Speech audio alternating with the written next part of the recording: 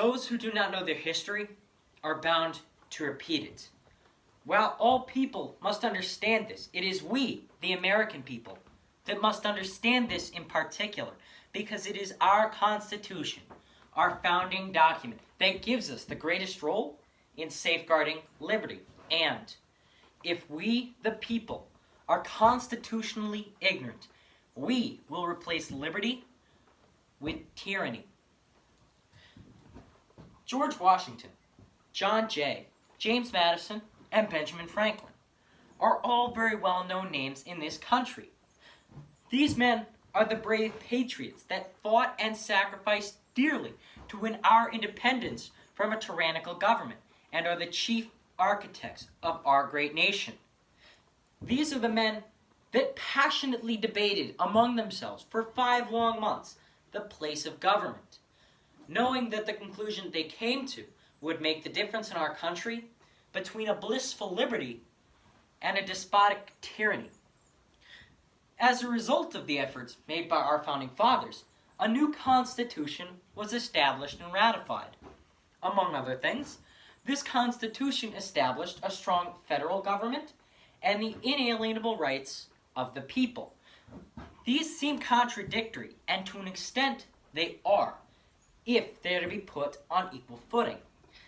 However, what sets our Constitution apart from those seen around the world is its focus on preventing tyranny by outlining and prioritizing the rights held by the people.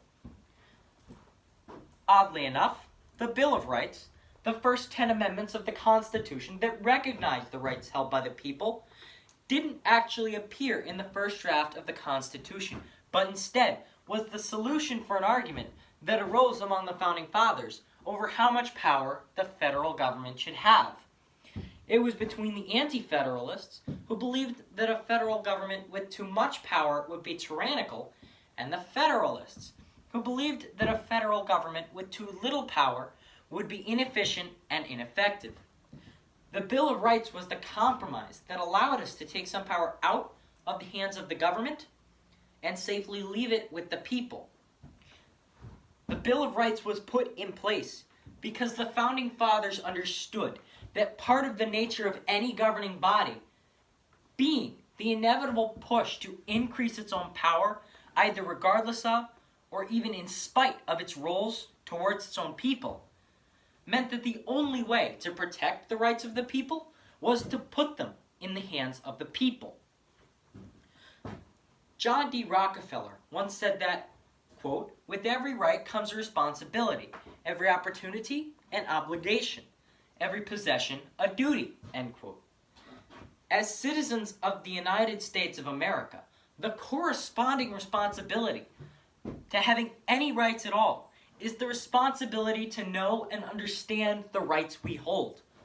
We must read the Constitution, learn our history, know not only what our rights are, but their intrinsic purpose, and know that to lose any of them will spell out the loss of not only that right, but the ideal that so many have sacrificed so much to protect, the fundamental ideal of American liberty.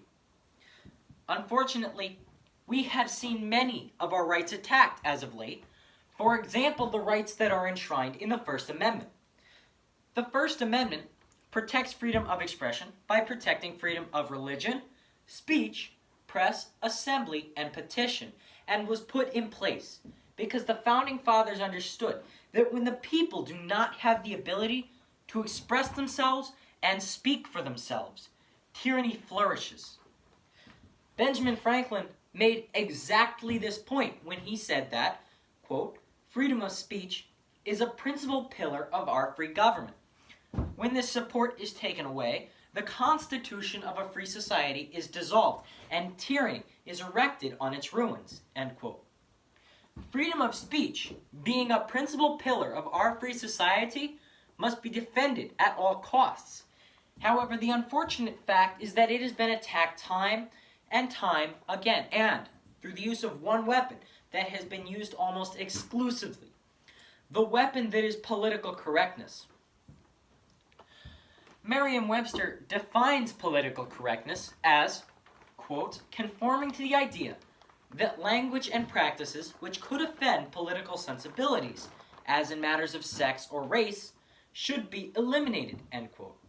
In short, political correctness seeks to silence offensive, unpopular voices. This idea runs contrary to that of freedom of speech.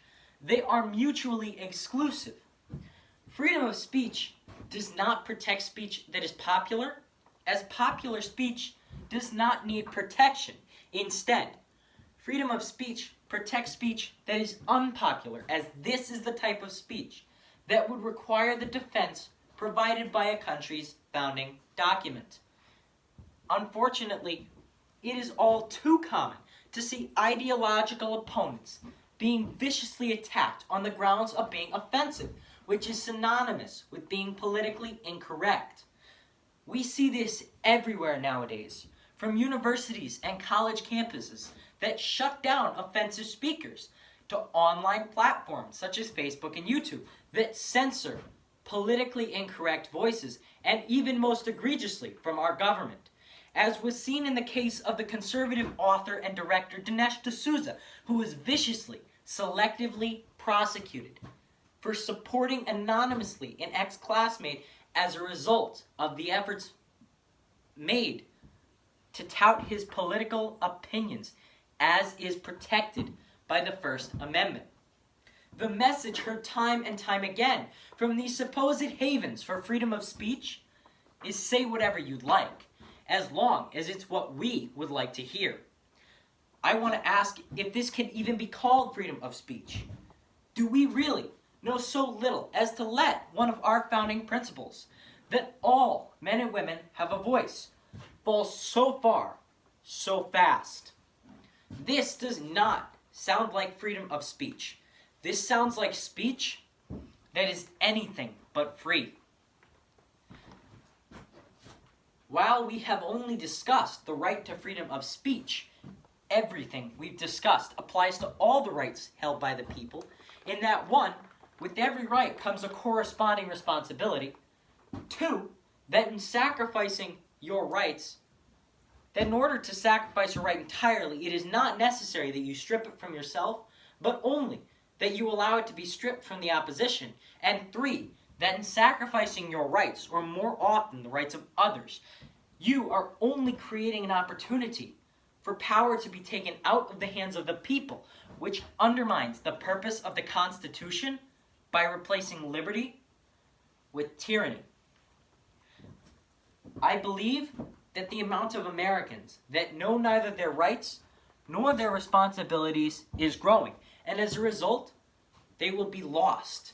They will be lost because when they are threatened, as they very well may be, we as a nation will be lucky to even recognize the attack, let alone have the ability to defend them.